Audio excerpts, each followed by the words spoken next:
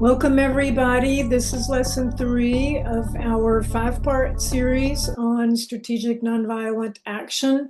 And I'm Sheridan Hill, volunteering for Indivisible. And I'm here with my colleague, Daniel Snyder. And Dan is going to talk to us today about lesson 3. Good. Welcome, everybody. Welcome back. Our goal for today, having already been through some of the core models for strategic planning and having talked a little bit about internal work, today we want to talk about some commonly used actions and to see how they fit into an overall strategic plan.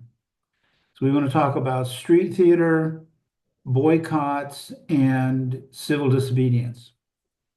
So first of all, though, let me just repeat what our goals have been for this series. First of all, to emphasize the importance of strategy, really to hammer that theme as much as we can so that you all can take this back home with you and help others think strategically using these models. Secondly, to emphasize the importance of nonviolent discipline. That is a critical feature of success in movements. You can talk about it as a kind of a moral imperative, but those arguments often don't go very far. If you really grasp why nonviolent strategy is a superior strategy over violent actions, you'll have a much better impact on the people you're talking to. Historically, nonviolence just has so many more advantages over anything that devolves into violence. And then finally, we just want to give you resources that you can take home. This is an each one, teach one kind of plan. Sheridan will be sending out resource lists, strategy question lists, and that sort of thing. So our hope is that you will take this and really empower your local groups to do this work. And also, I just want to add, not only is strategic nonviolence more effective, but we are in this for the long haul. Yeah, Jumping to action, as you've said before, the first question is not, what do we do? Jumping to action is just going to wear us out. And also, we have recently learned our outrage is their entertainment. that's true. Just another reason to focus on the long haul and strategic nonviolent action. Yeah, that's true. They also have a strategy, and part of their strategy is to keep us off balance by keeping us in a reactive state.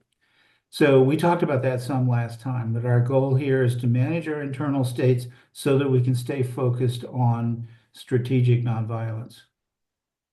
Okay, so when we begin to talk about some of these more commonly known and used actions, by the way, Gene Sharp came up with 198 different possible nonviolent actions.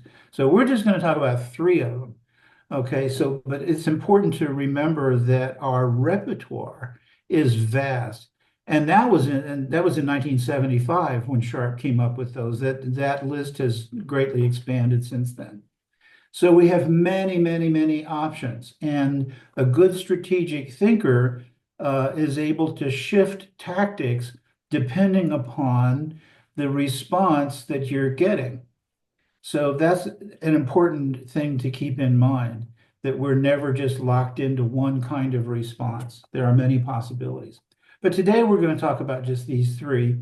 And to best understand how you can maximize the effectiveness of these actions, it's important to see that campaigns, social change movements are often can be understood in terms of stages of a development of a movement. So one of the resources that will be on your list that I want to show you is this book. It's called Doing Democracy, the map model for organizing social movements. So that'll be on your resource list. In this book, the authors outline 8 different stages of a campaign's development. So we're not going to go through all 8 of those, but for our purposes, we're just going to focus on 3. But I do want to recommend that resource. For us today, we just basically want to talk about a beginning, middle, and I don't want to call it an end stage because these things don't actually end. We'll call it the beginning stage, the middle stage, and then a transitional or transformational stage. That third stage really is what unfolds when we've been strategically effective, when we've been able to mount nonviolence pressure, when we've moved the levers in that pyramid chart to the point that the power holders are really understanding that something's going to have to happen or the system will collapse and they'll be out of power. And so given that they are committed to hanging on to power, that puts us in a strong negotiating position. So the goal here, first of all, is to build a broad-based movement and then to use the levers of these strategies in order to increase nonviolent pressure so that we can force an opponent to the negotiating table, or if necessary, if the system is totally corrupt, to bring it to disintegration or collapse. And then we're going to need to have a constructive program well established in place to move into that power vacuum. We're going to talk about that next time. That's So why pure anarchy doesn't work, because you can't just tear it down with no plan. that's right. In fact, the next section is called Don't Burn It Down, Build It Up. Burning it down, that just leaves you with a pile of ashes. And that's not the world we want to live in, right? Okay. All right. So let's talk about, to begin with, let's talk about street theater. Street theater, the reason I'm using that term very broadly is I want to emphasize that basically everything you do in a movement is playing to an audience. That may not be the direct intention of it, but it's very important to bear in mind that whenever you are acting in a public sphere, you have an audience and you need to be aware of the impact that you're having on the audience. And so whether you are creating a public drama of some kind, we talked about carrying a casket through town that's got democracy painted on the side, that sort of thing.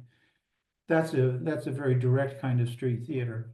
But even if what you're doing is standing on a street corner holding a sign, you are an actor on a stage. And I want to just really put that frame in front of you to really think of yourselves as actors on a stage. And you want to get the audience on your side. That's what actors do. They want to appeal to the audience. They want to win their sympathy.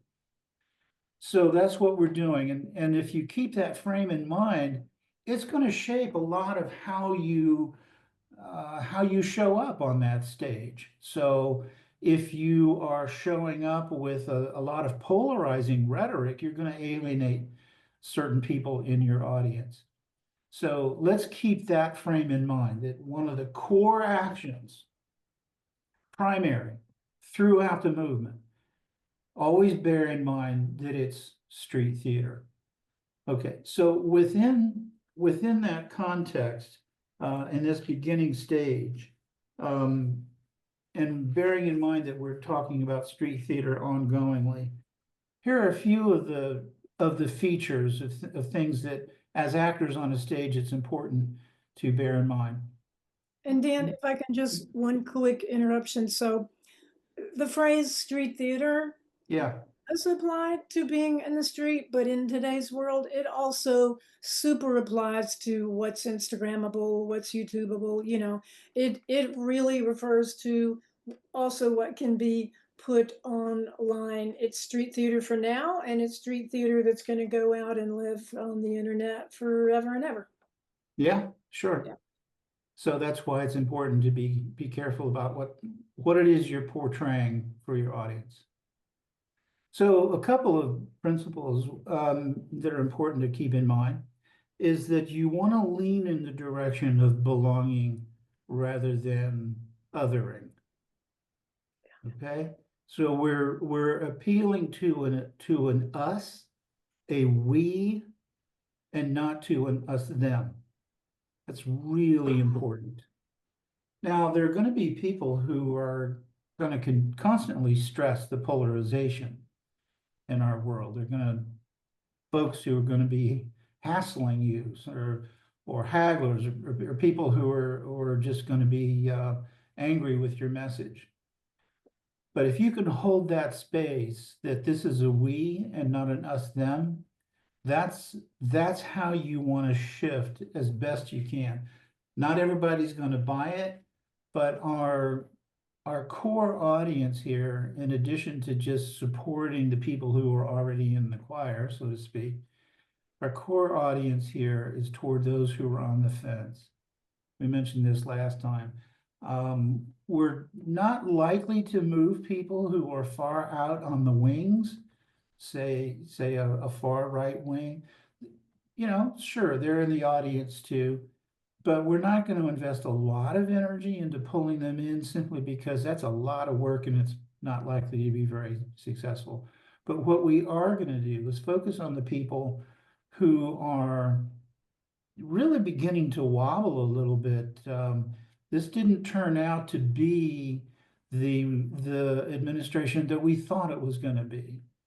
So it's important to really pay attention to those people who possibly voted for Trump but are now beginning to have some buyer's remorse and to notice how what was promised is not what's being delivered. So those are the folks who are going to be more open to our message. Now, there are a couple of things in terms of messaging that I really want to emphasize, and that is, first of all, keep it simple. People aren't going to remember a long message, but a simple message sticks better than a longer one. But another piece that has to do with messaging, you really don't want to just always be speaking to your base. That to appeal to that middle range of folks who are in the audience, you need to understand what is going on for them.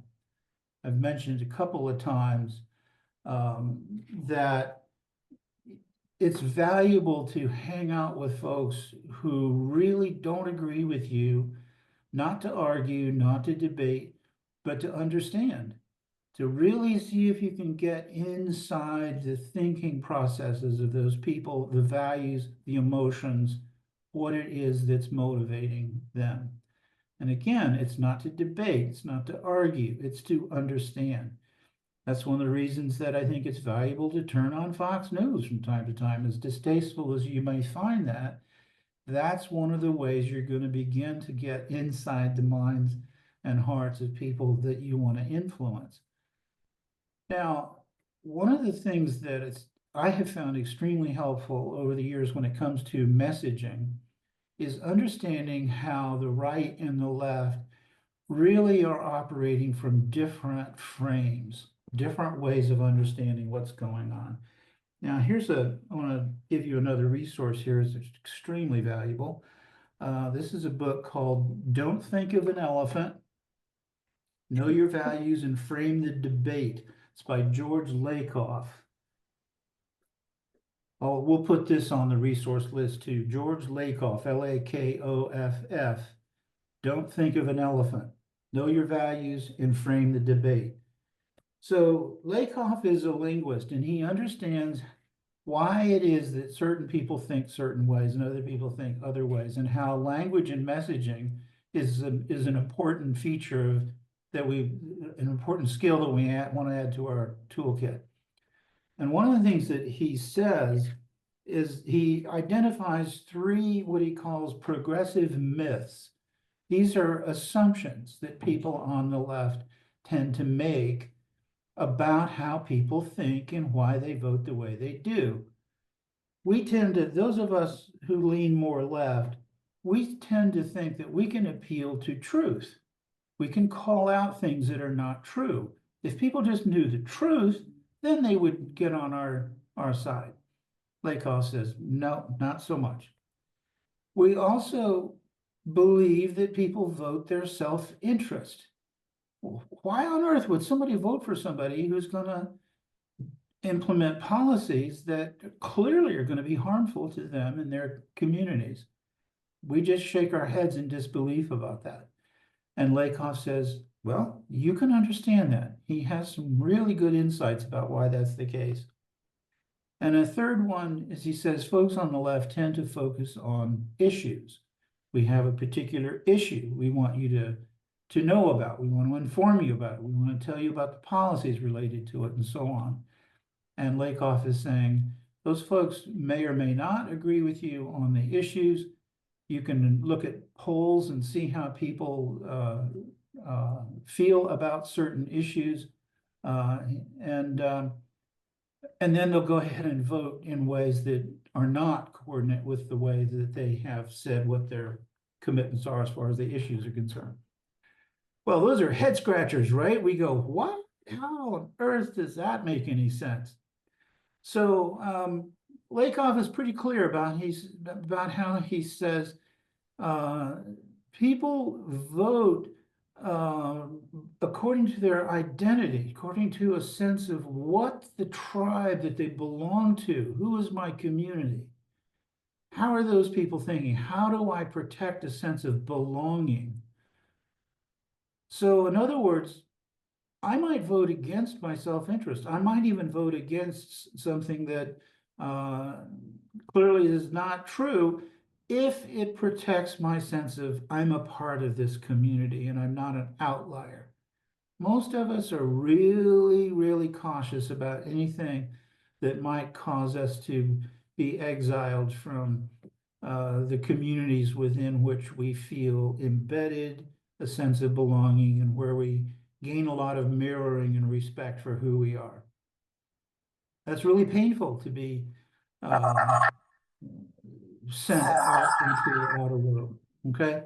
So imagine what it would be like for somebody from a multi-generational military family to suddenly declare at Thanksgiving dinner that they're a pacifist.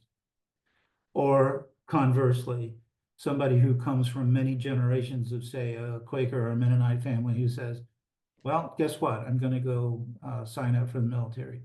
So when you think about belonging and what are the communities that we belong to, that's going to help you understand what it is that's motivating people from those communities and how it is that they're going to vote.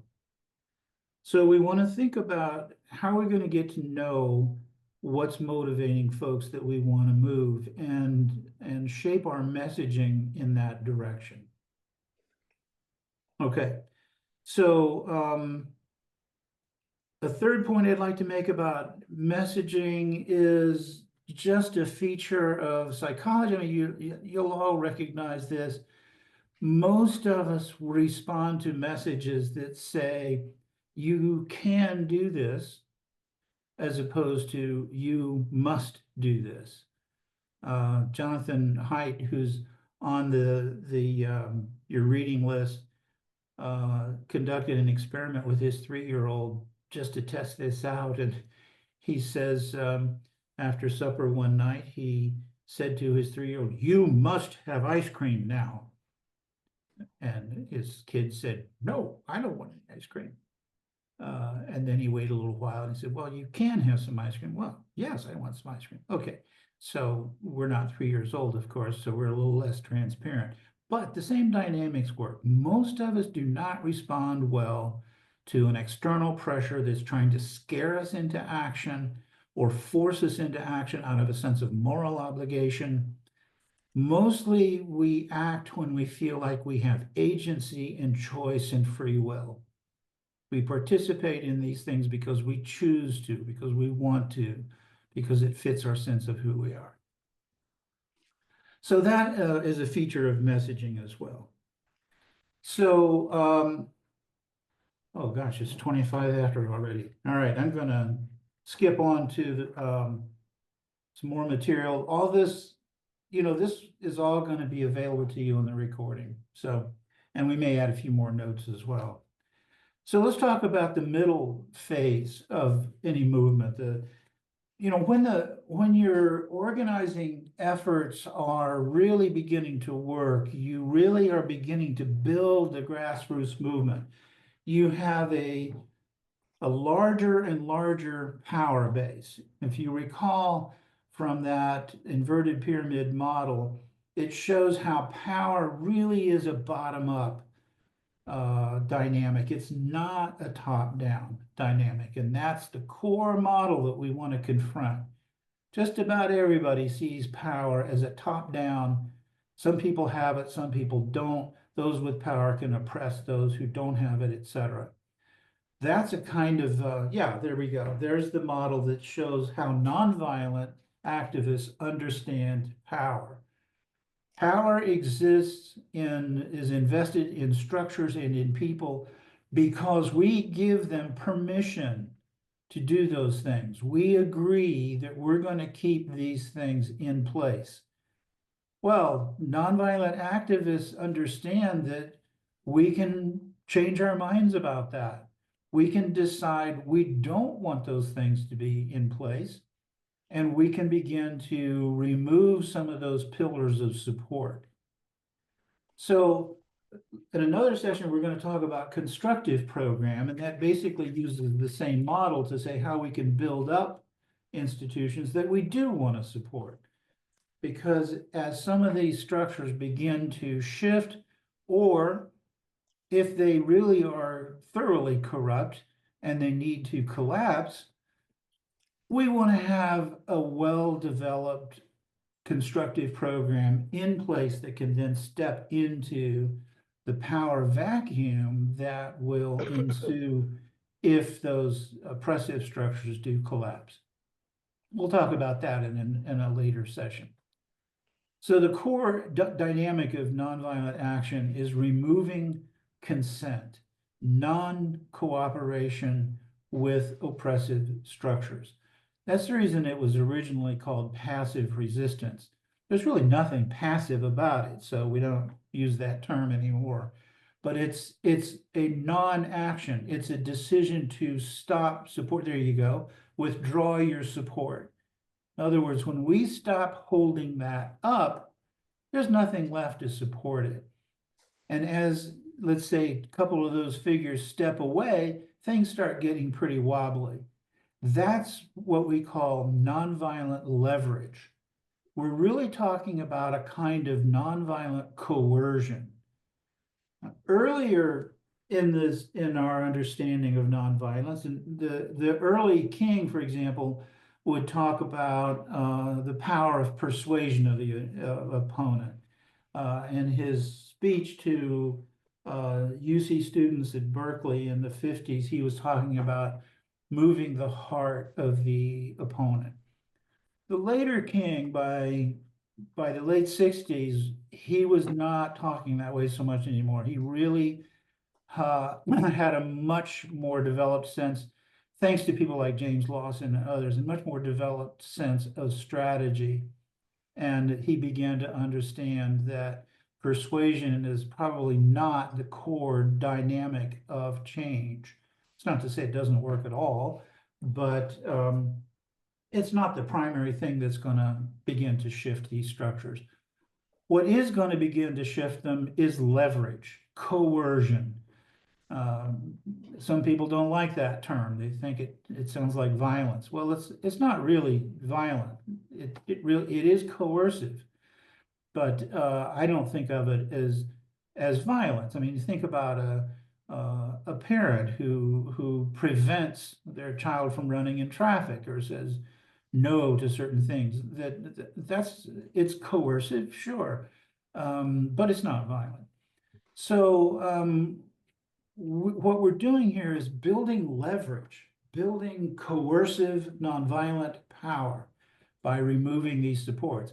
And that's where some of these later actions like boycotts, strikes, work slowdowns, and civil disobedience, those kinds of actions typically are more effective in the middle and later stages of a campaign.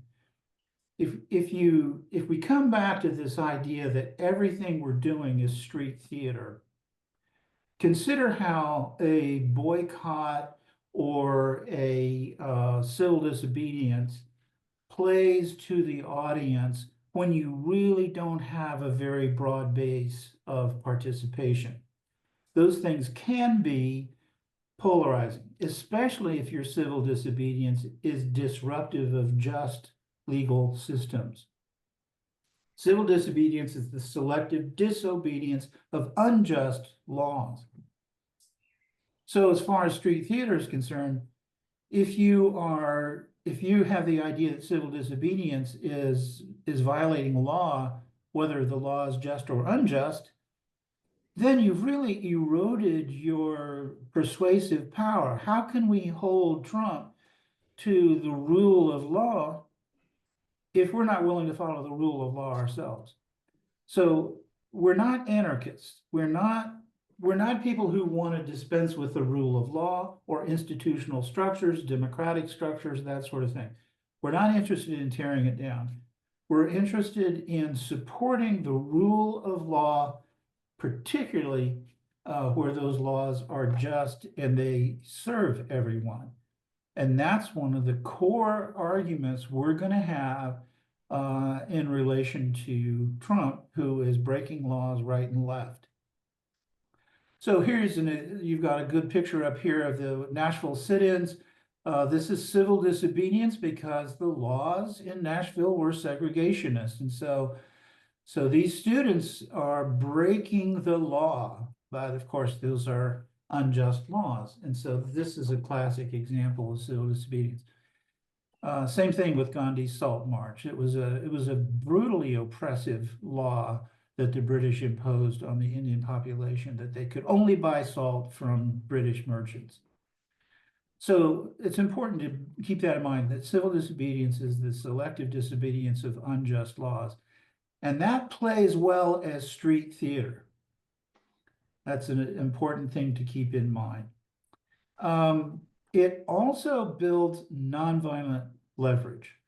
So when the population begins to exercise its power of non-cooperation, there grows a powerful movement of waddling those pillars of support. If trash collectors don't pick up trash, if bus drivers don't drive the buses, if factory workers put down their tools, that sends a very powerful message to the powers that be. And it's a shot across the bow. It's basically saying, look, you may think we're powerless, but look at what we can do with a lot of organizing. The Danes during World War II, when they were occupied by German forces, they engaged in work slowdowns. The Germans were forcing them to build ships. Well, those ships just never quite got finished. Things were always kind of going wrong. At one point, they organized 2-minute stoppages. So in the middle of the day, the church bells would ring and everybody would just stop and stand still. The trolleys would stop, the buses would stop, nobody would work. Everybody would just stop and stand still and be silent. And then after 2 minutes, the bells would ring again, and everybody would pick up and go on with their day. Powerful message. And the Germans got it. They understood that this was what was being communicated, and they did ultimately make some concessions. So the power of non-cooperation is really, it's extraordinary when you really see it. I highly recommend that you have a look at this film, A Force More Powerful. You can look at it on YouTube. It's a documentary of 6 powerfully effective nonviolent movements across history. Okay, so we're in this middle phase, we're talking about building leverage. We're talking about building, we want to grow the grassroots movements. The larger the power base, the greater the leverage, the greater the power to use that leverage to force concessions. So in the what I'm calling the transformational stage, again, it's not the end stage because this is ongoing. In the transformational stage, we're moving to a point where the power holders really get it that they are outmatched, that their most brutal repression is not going to force the people to stand down. So this is important. Uh, be prepared as nonviolent pressure increases, as the movement grows, as the power base grows, as non-cooperation grows. One of the common responses on from the powers that be is increased repression. So we really have to be prepared for that, good nonviolence training, in order to be prepared for responding to increase in brutality.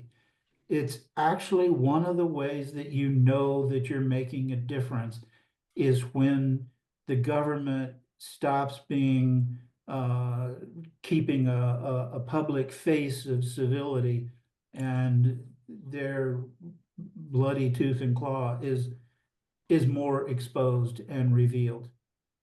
Now, movements can respond to those situations in one of two ways.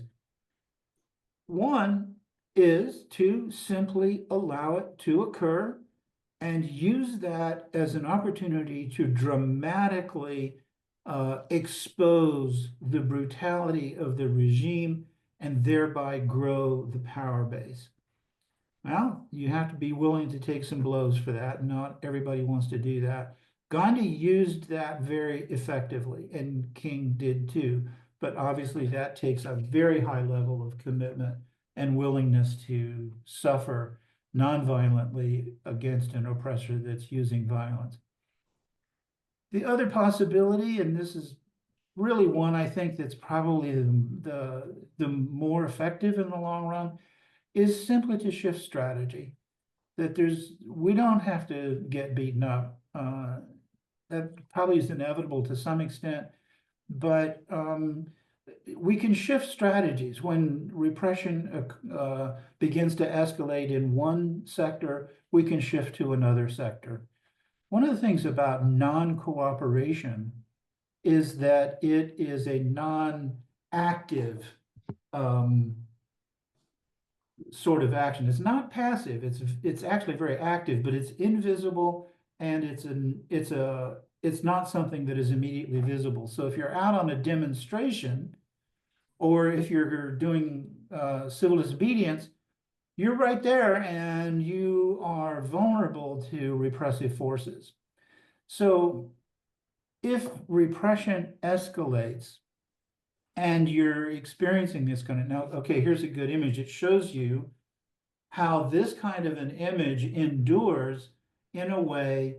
It's it's a shocking image, and it really dramatizes the injustice of what's going on there. These kids who are being brutalized in this way are completely nonviolent. They're not reacting at all. And the hatred and the contempt that's on the faces of those white kids behind them, it's a very dramatic picture. Now, obviously, people are suffering here. So you have to understand why you are enduring that. And it has to do with dramatizing injustice. Well, and also, Dan, I want to point out how long these people trained. Right. So the nonviolent protesters, they trained for many, many months and even had friends come and accost them and throw water in their face and whatever to train for these moments Yeah. so that they would not. And you see on the far end, there is a man there strategically placed who's protecting them. And he also is not responding to the fact that whatever that is got poured on him, probably soda, but I just want to point out, yeah, those women look like they're crying, but they trained for this. And this image, as you said, lives on in eternity. That's right. And so it would be hard to endure something like that if you didn't understand how this fits into a larger strategy of dramatizing injustice. Okay, so this is one very powerful method of responding to repression. But the other is to step back and to be less visible. A boycott is a non-action in the sense of a refusal to participate in a certain sphere of the economic world that we're in. And it builds pressure on economic pressure. And this was also a powerful feature of the Nashville sit-ins, that it wasn't only sitting in at the lunch counters, it was also a boycott of the downtown businesses in Nashville. Well, the merchants there really felt the pressure, right? Because the business was collapsing. So boycotts are a way of exercising nonviolent economic pressure. Yeah, it's pretty hard to punish somebody for not doing something. When the Danes just stood still for 2 minutes and didn't do anything, it's pretty hard to see how you're going to beat somebody up for not doing something. So when repression increases, we want to think about whether we want to continue more active and visible kinds of actions versus inactive. Again, I don't really like that term. It's not passive, but a non-cooperative kind of stance that is less vulnerable to repression. So that's an important thing in this middle phase, because what we're doing is we're still doing street theater because we're still trying to build our power base, and we are building nonviolent leverage. We are working at all the different ways we can think of to remove those pillars of support, and that gets their attention. So one of the images that I've used when I've been doing these trainings is, suppose you're standing on a scaffolding and you're painting your house, and somebody comes along and starts to wobble one of those supports on the scaffolding. That's going to get your attention. You're not gonna like that, and that you're gonna start focusing on, what am I going to do to get these people to stop doing that. I did this in a workshop at one time, and somebody said, yeah, he's going to pull out a gun and shoot you. All right, good point. Don't go into this thinking that there's no risk. This is a nonviolent, militant movement that tends to generate repressive action. Historically, far, far, far fewer people are hurt or injured in nonviolent actions as in violent ones. But as I say in the book, if you think that nonviolence is just about putting flowers in the barrel of a gun, you should stay home, because this is really serious business and people do get hurt. So you really have to understand that and be prepared for it. Okay, so let's suppose we're moving into this final transformational stage. Gene Sharp identifies 4 mechanisms of change. The one is persuasion, which we've already mentioned is sometimes works, but seems pretty unlikely. We're not going to persuade Trump to change his mind. We're going to make the changes happen as a result of leverage and coercion. The other one is accommodation. Power holders don't want to give up power. They want to keep their offices. And so they make accommodation. They've not had a change of heart. They are simply accommodating in order to see if we can get people to stop wobbling those supports. But sometimes accommodation doesn't really go to the depth that we need. And I think it's pretty clear with this current administration that we're looking for a deeper change than just accommodation. Well, that comes to the third process of change, which is negotiation. We've got a lot of power on our side. Once we've built a movement, once we've exercised some leverage, we can come to the negotiating table with a lot of power. If you look at The Force More Powerful, that film, and see how the solidarity movement in Poland did its negotiating, it's quite impressive. These folks, through a series of organized strikes, Solidarity was actually a movement that was so named because they brought together a coalition of workers who all agreed to strike across different industries. Um, they brought to the table a lot of negotiating power. And so, and Gandhi did too, of course. You can go to the negotiating table with your strike in place, and then that's one of your negotiating tools. You can say, we can call off the strike if you make these concessions. Then the fourth process of change is basically what Sharp calls disintegration or collapse. The regime is corrupt to its core. There's really nothing that we want to negotiate. The only thing we're negotiating is that they go away, that they are removed from power, and that we are going to replace them with people who are going to be more responsible in those positions. Hard to say whether there's any hope as far as the current regime is concerned about reform or negotiating. I tend to think that this isn't going to resolve until Trump is impeached and removed. But obviously, we're not there yet. We don't have the power base built up to that level to support impeachment. But hopefully we'll get there eventually. Okay, let me stop there. We still have 15 minutes or so. Let's see what questions you may have or comments. Um, Hey, Dan, just one thing, and I know there's not a lot of time left, but you were also going to talk about timing. I'm, Just I'm sorry about what? can you say a little bit of something about timing? How, or did you cover that? Yeah, well, I can repeat it that as long as you have this large frame in mind that everything is street theater, we're building a broad-based movement that particular actions are going to be more appropriate as the base grows.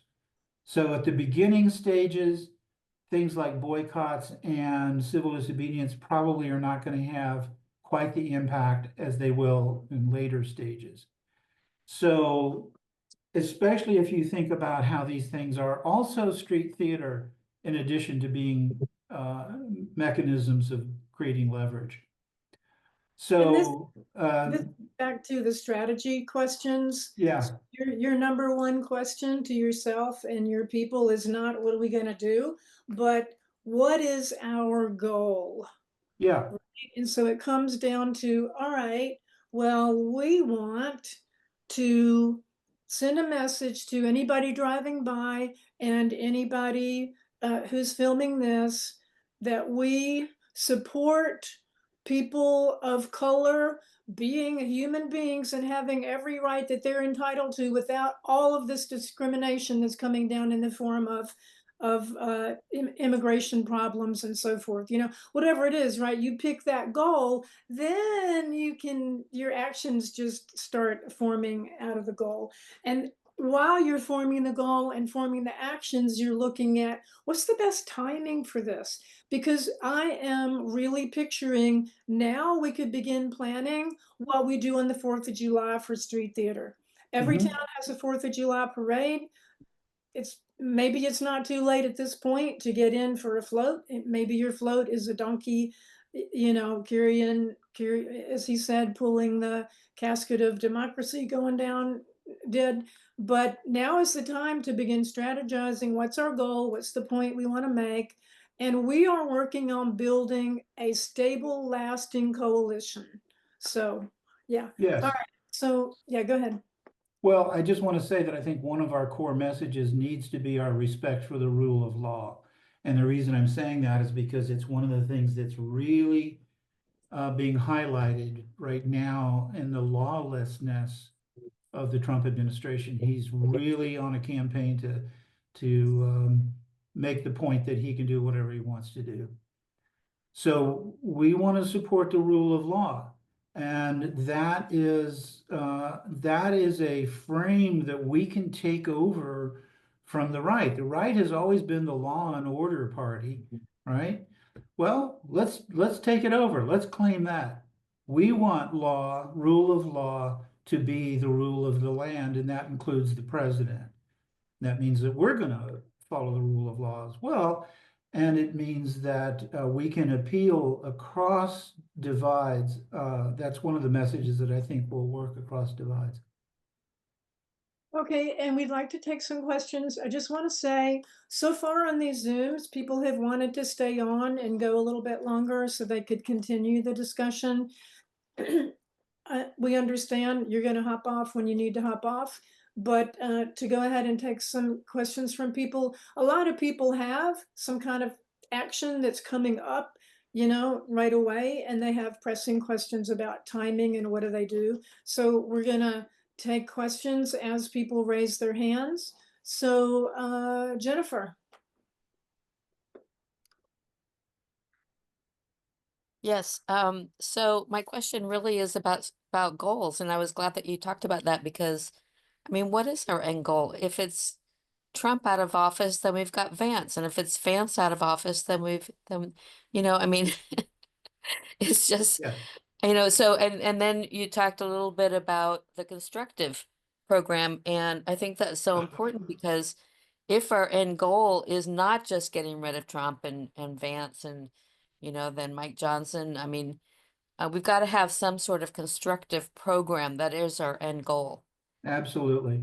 Yeah. So goals really are multi-staged, and our long-term goal is a thriving and flourishing democracy that really holds space for everyone. That's what a good, healthy democracy is. So that's our long-term goal. Shorter term, at the very beginning, our goal is to build the power base. As the power base grows, our goal is to build leverage. As leverage grows, our goal is to use that leverage to bring the administration to the negotiating table. And as that proceeds, our goal ultimately is to remove power holders who are not serving the long-term goal, which is justice. We want to shift from authoritarianism as our basic frame back toward democracy. And so you're absolutely right. In order to do that, we need to have a constructive program in place. Now, as far as what you mentioned is if you remove Trump, you've got Vance, you remove Vance, you've got Mike Johnson.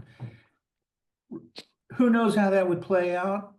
There are people who say, well, don't do that because then you've got, say, Vance or Johnson. You know what? I think if you remove Trump, you've sent one heck of a powerful message.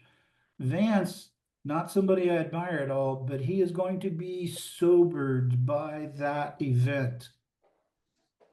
Again, if we need to, we remove him. And then Mike Johnson is going to really be sobered by that event. So ultimately, what we're doing is we're saying, look, we are the power holders. We are the ones who are determining what kind of government we want. And you can get on board or you can go do something else. But when we are making that point really clear, the power holders begin to see that we are serious about doing this, and that can really shape their behavior. All right, and so, yeah, please keep your audio off so that everybody can hear. And the next person, let's see, hand raised.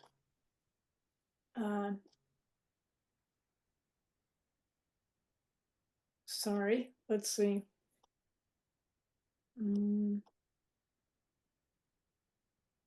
I'm sorry, my hand, here we go. Mike, would you like to go next? Mike Bielmir? Looks like his audio is off. Yeah, sometimes I'm unmuting a person. Gotcha. There you go. And I'm here now.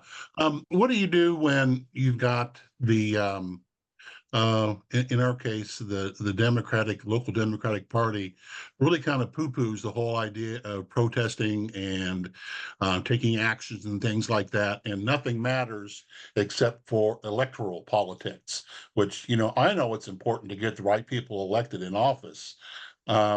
But especially now, we've got 2 years before anything happens. We've got to do something. And I'm trying to figure out a way to respond to the mindset that marching and protesting and making signs and visiting your congressman and stuff doesn't really matter. How do you argue against that? Thanks. Yeah, well, I think it's important to understand that our hope does not rest in a political party, that these are institutional systems that can be very useful. They can also be corrupt. So I'm not necessarily saying just get a Democrat in office and then everything's going to be okay. We're going to need to really understand how nonviolent people power works, regardless of who's in office. I mean, let's face it. If Vice President Harris had been elected, she still would have been sitting at the top of American empire.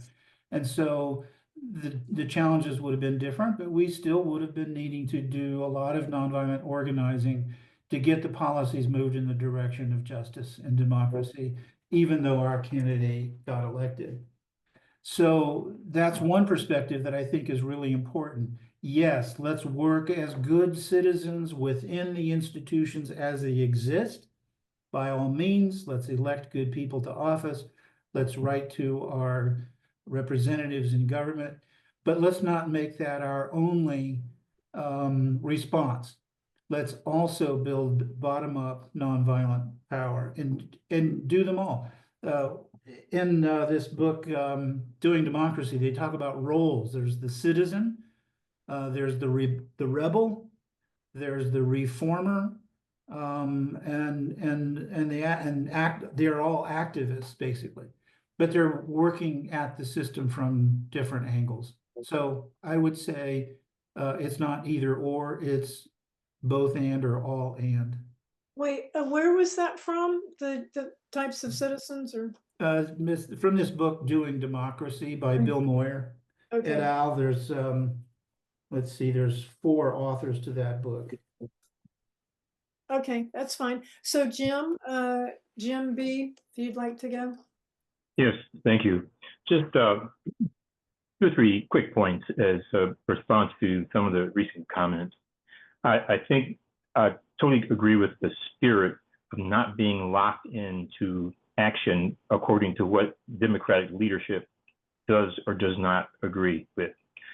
As a corollary to that, I have stopped sending funds to the Dems, and I'm now sending my funds to organizations like Indivisible, Mobilize. I see this guy needs $65 a month. Let's support that. Third is to support independent press, because another enabler, passive or otherwise, are what we used to identify as independent press. It's a joke. And so there are a number of different options out there. I won't try and list them. There's a list. Maybe we should compile a list for people in this group and share that. That would be a good idea. And then the last thing is what really prompted my hand raise, and that is right now we don't, in the spirit of doing everything,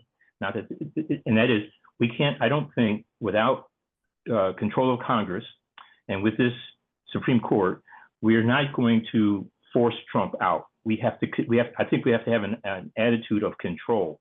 So if we win back the House and or Senate, we can control, but I think focusing in on removal or impeachment, I just don't see the ability to do that in the next 10 or 20 years. So, and that's just the numbers.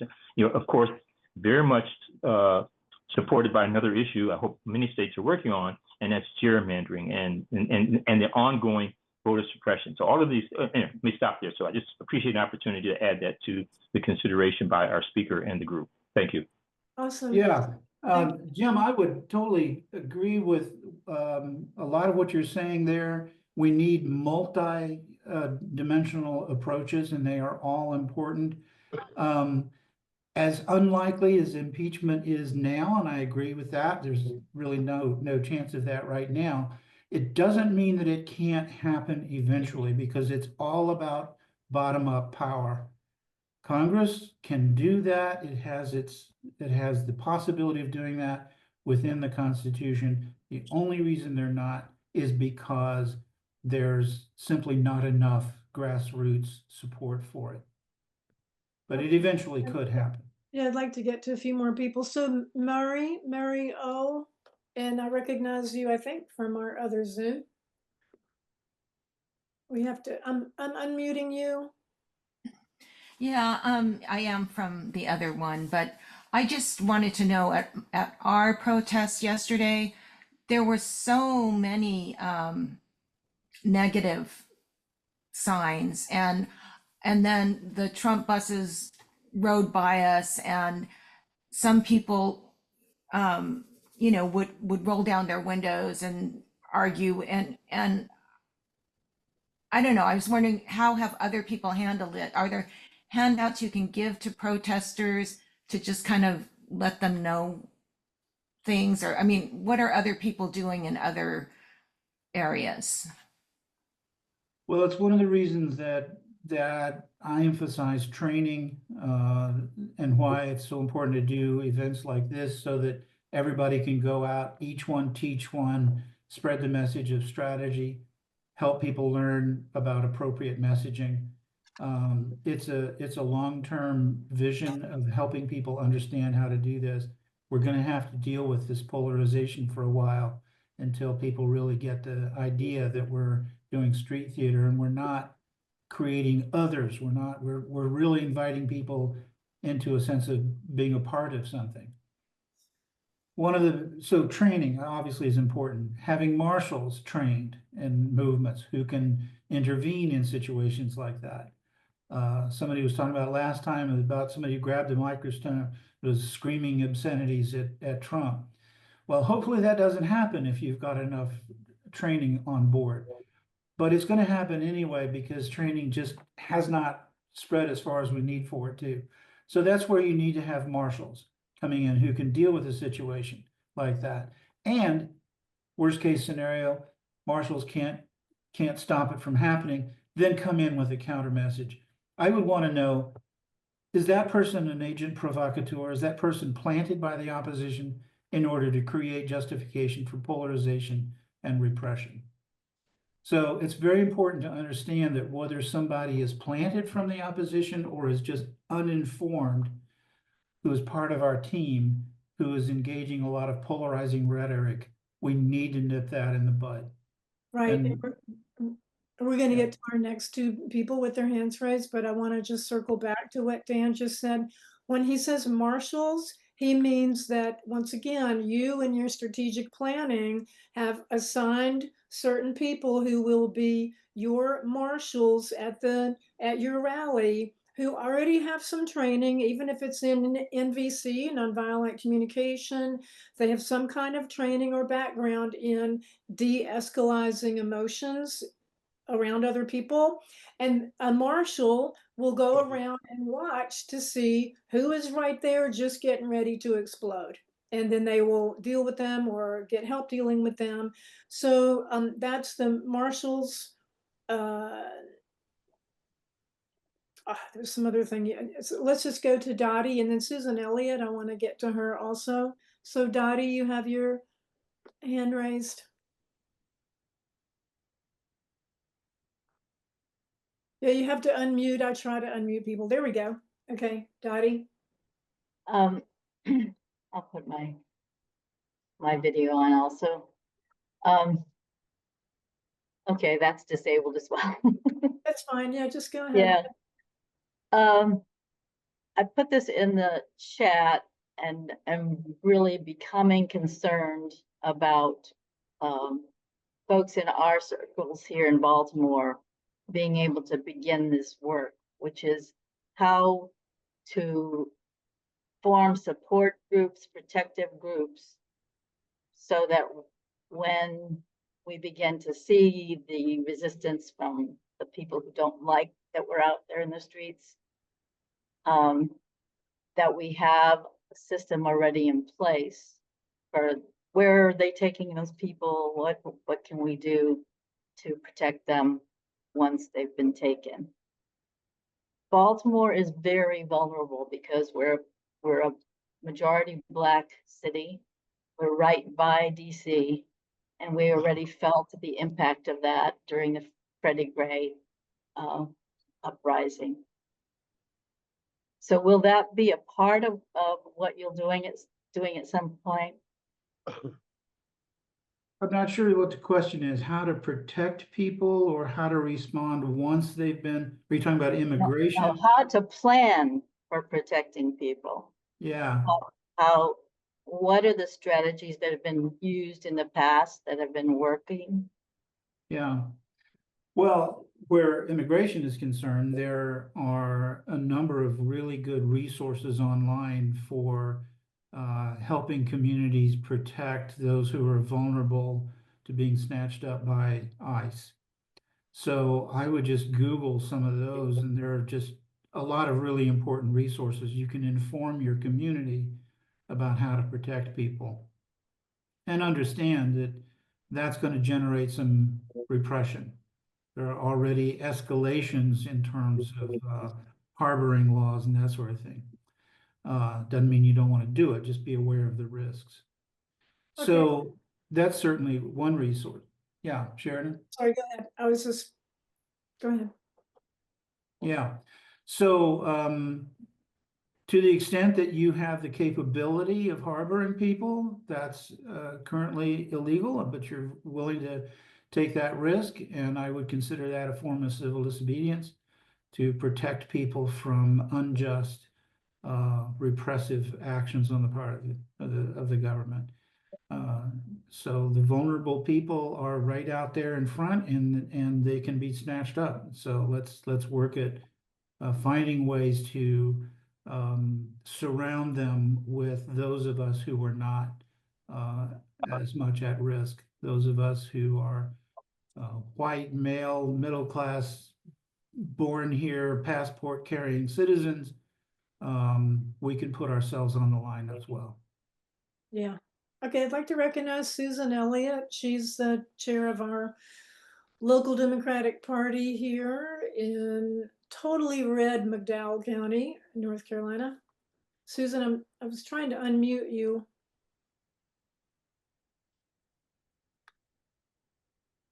Yeah, it's weird. I try to unmute people and then I don't know what happens. You have to unmute if you're there, Susan.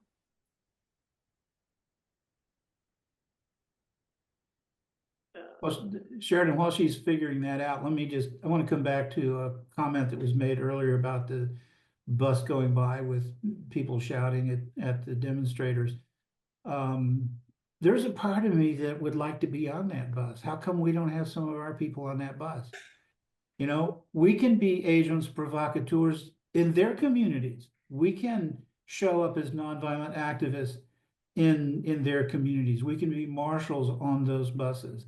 That's a stretch, I realize that, but there's a part of me that just likes the idea of infiltrating those who really want to be negative toward our movement. Okay, yeah, Susan's not able to unmute for whatever reason. Anybody else have a question?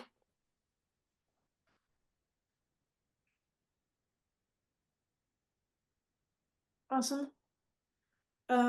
Did you want to, let's see, M's phone? Yeah, I saw you before. Hello, M's phone.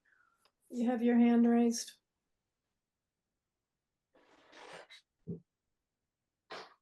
There we go. You have a question? M, hello, M's phone.